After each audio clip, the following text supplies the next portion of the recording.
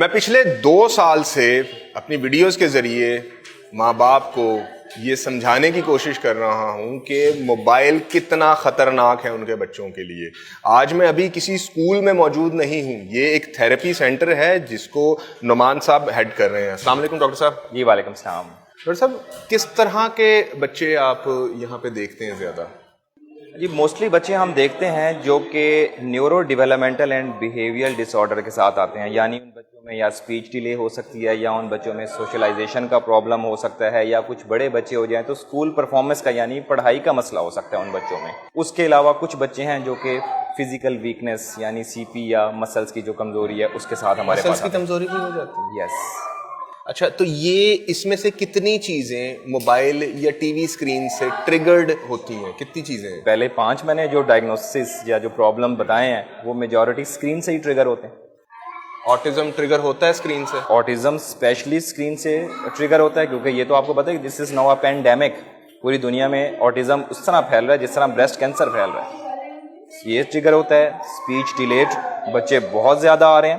Socialisation کا problem بچوں میں بہت آ رہا ہے. پڑھائی کا پرابلم اور ہائپر ایکٹیویٹی پلس ایگریشن بہت پرابلم آ رہا ہے. یہ جو جنریشن بیٹا ہے جو کہ موبائل ہاتھ میں لے کے پیدا ہوئی ہے, تو اس کا تو آپ جو بتا رہے ہیں کہ ان کو آٹزم ہو رہا ہے, ان کو اور دوسرے مسائل ہو رہے ہیں اور ان کو مینٹل ڈس آرڈر آ رہے ہیں, تو اگلے 20 سے 25 سال بعد جو ہماری پاپولیشن ہوگی اس میں مینٹل ڈس آرڈر کتنے % کیلکولیٹ کر سکتے ہیں؟ دیکھا جائے جس فریکوینسی سے یہ پرابلم بڑھ رہا ہے تو بعد میں گلا خراب, کھانسی, زکام تو شاید کوئی ڈیل ہی نہ کر رہا ہو, انہی پرابلم کو ہی ڈیل کر رہا ہو, کیونکہ اس کی فریکوینسی تو بہت زیادہ ہے. ٹھیک ہے, آپ کے پاس آٹزم کے جو بچے آتے ہیں وہ جو کہ اسپیسیفکلی موبائل کی وجہ سے یا اسکرین کی وجہ سے ٹریگر ہوتے ہیں, وہ موبائل میں کس طرح کی لائٹنگ یا کس طرح کے پروگرامز یا کنٹینٹ دیکھ کے ٹریگر ہوتے ہیں, یا سمپل موبائل سے ٹریگر ہو جاتے ہیں؟ دیکھیں اس میں جو بچے میرے پاس آ رہے ہیں وہ اسکرین اور موبائل سے ٹریگر ہو کے سمٹمز لے کر آ رہے ہیں. اس میں تو میجورٹی آپ کہہ لیں 90% بچے وہ ہیں جو کہ اسکرین انڈیوسڈ بیہیویئر پرابلم کے ساتھ آ رہے ہیں. اس میں ہوتا یہ ہے کہ جب موبائل یا اسکرین کا استعمال زیادہ ہوتا ہے تو کوئی بھی لائٹ, خاص طور پہ جو فلیشنگ لائٹ ہے, وائبرنٹ کلر ہے اور ریپڈلی چینجنگ جو اسکرین ہے, وہ ڈائریکٹلی بچے کے برین میں نیورو ٹرانسمیٹر کو افیکٹ کرتی ہے, جس سے بچے میں یہ ڈیلیز یعنی اپنے کام جو ہیں وہ ٹائم پہ نہ شروع کرنا, اسپیچ ڈیلے اور بیہیویئر پرابلم اسکرین کے استعمال سے آ رہے ہیں. تو یہ بات میرا نہیں خیال کہ امپورٹنٹ رہ جاتی ہے کہ کانٹینٹ کیا دیکھ رہے ہیں. اوبیسلی کانٹینٹ کا رول ہے, جتنا vibrant flashes of light use ہوں گے اتنا پرابلم زیادہ آنے کی. جیسے ہم یہ دیکھتے ہیں کہ اکثر گھروں میں ماؤں نے وہ بیبی شارک لگایا ہوتا ہے, وہ کوکو میلی اور اس طرح کے بہت سارے جو کہ کارٹونز آپ کو یوٹیوب پہ اویلیبل ہیں, ان کے اندر ہر 3 سیکنڈ بعد اسکرین چینج ہو رہی ہوتی ہے, وائبرنٹ کلر ہوتے ہیں, ان میں فلیشی لائٹس کا استعمال ہوتا ہے. تو کیا وہ چیز جو ہے وہ بچوں کو ٹریگر کرتی ہے؟ اگر ان میں کوئی آٹزم کا مسئلہ ہے تو وہ زیادہ بڑھ کے سامنے آ جاتا ہے. بالکل ایسا ہی ہوتا ہے. کانسیپٹ یہ ہے کہ this is not the positive factor but it can trigger the problem. ٹھیک ہے, it can increase the symptoms. آپ کو میں اگر بچے دکھا سکتا تو میں آپ کو وہ بچے دکھاتا جو کہ یہ کوکو میلن اور یہ جو پوئمز یا رائمز جو سن کے آ رہے ہوتے ہیں وہ نہ آپ سے بات کریں گے, نہ آپ کو ریسپانس دیں گے, نہ آپ کی کمانڈ اوبے کریں گے, لیکن وہ ایک روبوٹ کی طرح وہ پوری پوئم اور رائم اپنی دنیا میں بیٹھ کے آپ کو سنا دیں گے. آپ کے کہنے پہ وہ ایک لفظ بھی نہیں بول پائے گا. تو یہ اتنا برین کو ایسے کنٹرول کرتا ہے کہ بچہ دنیا سے ڈسکنیکٹ ہو جاتا ہے. تو وہ ایک اپنے الگ فینٹیسی ورلڈ میں ہی چلا جاتا ہے بچہ, اپنی دنیا میں. آسان الفاظ. بالکل ایسا ہی ہے, disconnected from this real world and living in his own world. یہ چیز پرابلم بچے کے ساتھ. یہ تو اسٹیٹ اس کو تو پھر پتہ ہی نہیں ہوگا, اس کے لیے تو ہر چیز ایک گیم یا کارٹون کی طرح ہی وہ دیکھے گا, اور پھر وہ کوئی فائر کو پکڑ سکتا ہے, وہ گرم چیز میں ہاتھ ڈال سکتا ہے, یا وہ کوئی اونچائی سے جمپ لگا سکتا ہے یہ سوچتے ہوئے کہ میں نے کارٹونز میں ایسا دیکھا تھا, اور کیونکہ وہ اوورلی اسٹیمولیٹ ہوا اور وہ اس دنیا سے بالکل ہی الگ اپنی دنیا میں ہے. بالکل ایسا ہی ہوتا ہے. اس کا جو افیکٹ آتا ہے وہ جو آپ نے بتایا بالکل اسی فارم میں ہے کہ بچہ جب کنیکٹڈ نہیں ہے, اس کو فیئر نہیں ہے, اس کو آگ کا نہیں پتا, اس کو اگر کوئی جانور ہے جس سے دور رہنا ہے اس کو اتنا ہی پتا, کیونکہ اس نے کارٹون میں دیکھا ہے, وہ اس کو پکڑ لیا, اس نے دیکھا ہے ہائٹ سے جمپ کیا, ونگز آ گئے ہیں, وہ فلائی کرنا شروع ہو گیا, تو وہ تو یہ ٹرائی کرے گا چیزیں. وہ کیونکہ ان چیزوں کو اتنا سوچے گا وہ آپ سے بات بھی نہیں کرے گا, اس کی اسپیچ بھی نہیں آئے گی.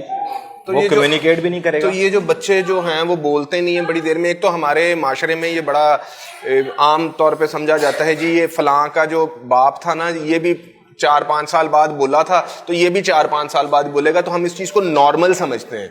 تو وہ آگے جا کے جو بچہ ہوتا ہے وہ پرابلم چائلڈ ہوتا ہے بیچارہ, اور پھر ہمارے پیرنٹس جو ہیں یا بڑے جو ہیں وہ کہتے ہیں کہ اس کو نا ذرا سختی سے پیش آئیں, اور پھر اس سے سختی سے پیش آتے ہیں, اور پھر وہ معاملات جو دیکھے جاتے ہیں آگے جا کے وہ مزید خراب ہی ہوتے ہیں. اس پہ کیا کہتے ہیں سر؟ یہ بالکل آپ نے صحیح کہا ہے. اس میں آپ یہ دیکھیں, آپ نے جو پہلی ایک بات کی کہ اسکرین کا دور ہے اس کے بغیر گزارا نہیں ہے, تو دیکھیں ہم نے ڈیسائیڈ کرنا ہے کہ ہم نے اس کا پازیٹیو یوز کرنا ہے یا نیگیٹو یوز کرنا ہے. اگر آپ انٹرنیشنل ریکمنڈیشن کی بات کریں تو آپ کو پتہ ہے کہ 18 ماہ تک اسکرین الاؤڈ نہیں ہے.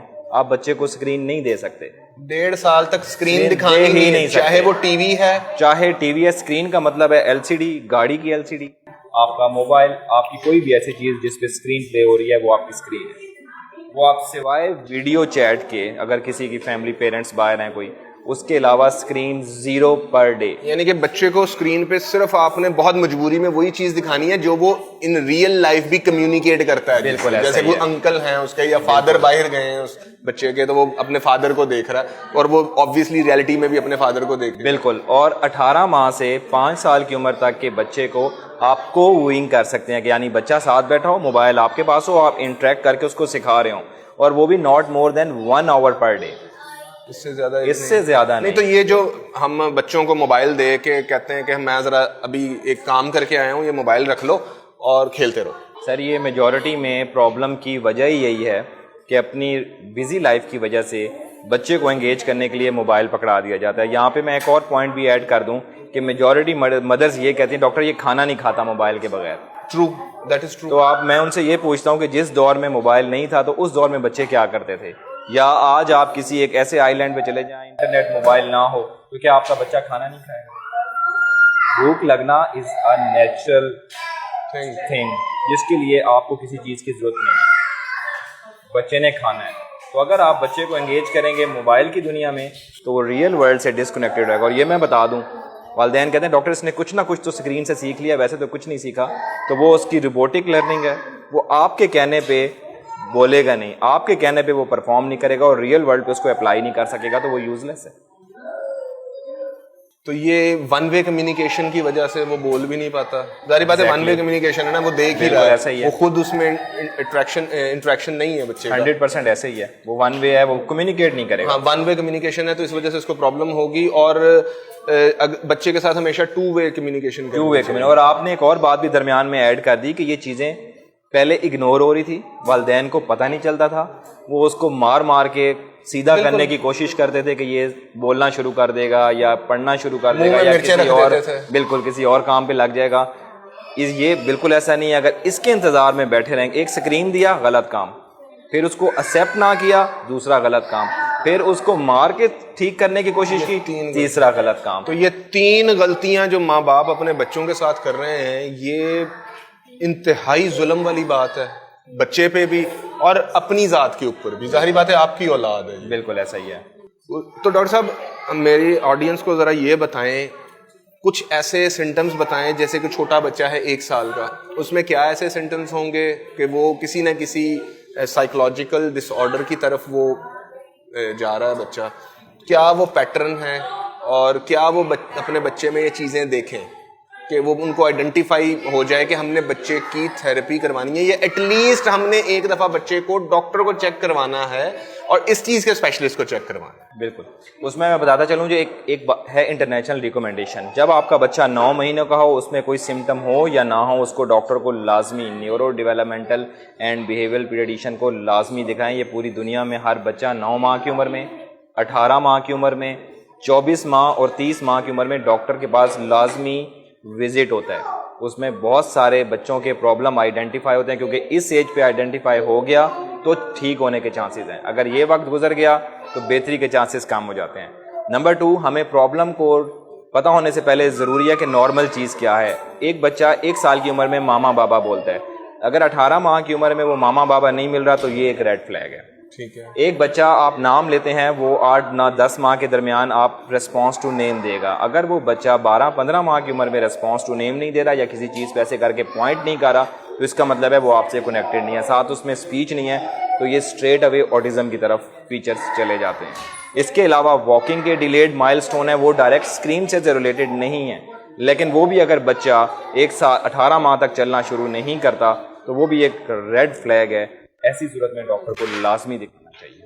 تو جب بچے آ جاتے ہیں آپ کے پاس 18 ماہ کی عمر میں, چلیں 3 سال کی عمر میں بچہ آپ لے کے آ گئے ہیں آپ کے پاس کوئی, تو اب جب وہ آپ اس کو دیکھتے ہیں اس بچے کو, مان لیں اس بچے میں پرابلمس ہیں, اس میں اسپیچ ڈیلے ہے, اس میں وہ چیزوں کو پہچان نہیں رہا, تو آپ اس کو جو تھیراپی دیتے ہیں وہ اس پیٹرن کیا ہوتا ہے اس کا؟ کیونکہ اکثر لوگ ہمارے, آپ کو پتہ ہی ہے کہ وہ یوٹیوب سے ویڈیو نکالیں گے, وہ کہیں گے how to give a therapy, بالکل, اور پھر وہ جیسے ہم سیلف میڈیکیشن کرتے ہیں تو وہ سیلف تھیراپی کی طرف بھی چلے جاتے ہیں. تو اس کا تھوڑا سا بتائیں کہ پھر آپ اس کو کس طرح اس کی نیورو ڈیولپمنٹ میں اس کو ہیلپ اپ کریں. یہ اس سب سے زیادہ آپ کا یہ امپورٹنٹ کوشچن ہے, کیونکہ مجھے لگتا ہے آپ کے اس کوشچن سے ملینز آف پیرنٹس کو فائدہ ہونا ہے. سب سے پہلے ہم نے we have to establish the diagnosis کہ بھائی بچے کو مسئلہ کیا ہے. مجھے جب ایک کال آتی ہے اور کہا جاتا ہے ڈاکٹر صاحب میں نے بچہ چیک کرانا ہے, اس کو اسپیچ ڈیلے ہے, اور جب میں اس کو چیک کرتا ہوں تو وہ اسٹریٹ اوے آٹزم کا کرائٹیریا فلفل کر رہا ہوتا ہے. تو اس لیے سب سے پہلے ہم نے ڈائگنوسس اسٹیبلش کرنا ہے. اس کے لیے سب سے پہلے بچہ میں دیکھتا ہوں, اس کا ڈائگنوسس بناتا ہوں اور ایک لیول بتاتا ہوں والدین کہ اس کی اسپیچ اس لیول پہ ہے, اس کی ذہانت کوگنیشن اس لیول پہ ہے. پھر ہم پلان کرتے ہیں اس کی فارمل اسیسمنٹ کہ ایکچوئل میں آپ نے بتایا بچہ 3 سال کا ہے, ہم نکالتے ہیں اس کی عمر کہ وہ 9 مہینے 10 دن کا ہے, وہ 13 مہینے 14 دن کا. ہم exact we have the tools جس میں اس کی ایج نکالتے ہیں. پھر ہمیں بچے کے فیلئرز مل جاتے ہیں, پھر ہم تھیراپی ان فیلئرز پہ کام کرتے ہیں. تو یہ پاسبل نہیں ہے کہ آپ یوٹیوب پہ سرچ کریں کہ how can I give speech therapy to my child. No, آپ ایک کام تو سیکھ لیں گے, بچے نے اچیو کر لیا, نیکسٹ اسٹیپ کیسے کریں گے؟ چلیں نیکسٹ بھی میرے تھراپسٹ نے فون پہ بتا دیا, 3rd اسٹیپ کہاں سے لے کے آئیں گے, 4th کہاں سے لے کے آئیں گے, 5th کہاں سے لے کے آئیں گے. اور ہر بچے کے فیچرز اور تھیراپی کا طریقہ از ویری ڈفرینٹ. تو ہمیشہ پروفیشنل کی ہیلپ کے بغیر میرا نہیں خیال کہ آپ کو یہ بچے کو خود لے کے چلنا چاہیے.